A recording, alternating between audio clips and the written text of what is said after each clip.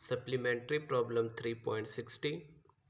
Set of real number पे एक relation given है A relate to B if B minus A belong to integer. इस relation को equivalence relation prove करना है। इक्विवेलेंस रिलेशन के लिए हमने शो करना है कि ये जो रिलेशन है ये रिफ्लेक्सिव है, सिमेट्रिक है और ट्रांजिटिव है। फर्स्ट देखें reflexive. For any a belong to integer, we have a relate to a because a minus a equal आएगा ज़ीरो के और ज़ीरो बिलोंग करता है इंटीजर को, इसलिए ये जो रिलेशन है ये रिफ्लेक्सिव है। Symmetric. Let a relate to b then b minus a belong to integer. As 3 belong to integer then minus 3 also belong to integer.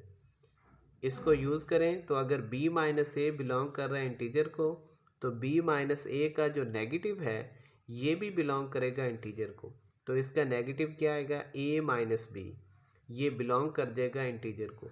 अगर a माइनस बी इंटीजर को बिलोंग कर रहा है तो ये जो b है वो a से रिलेट कर जाएगा, b relate to a, hence relation is symmetric. Transitive.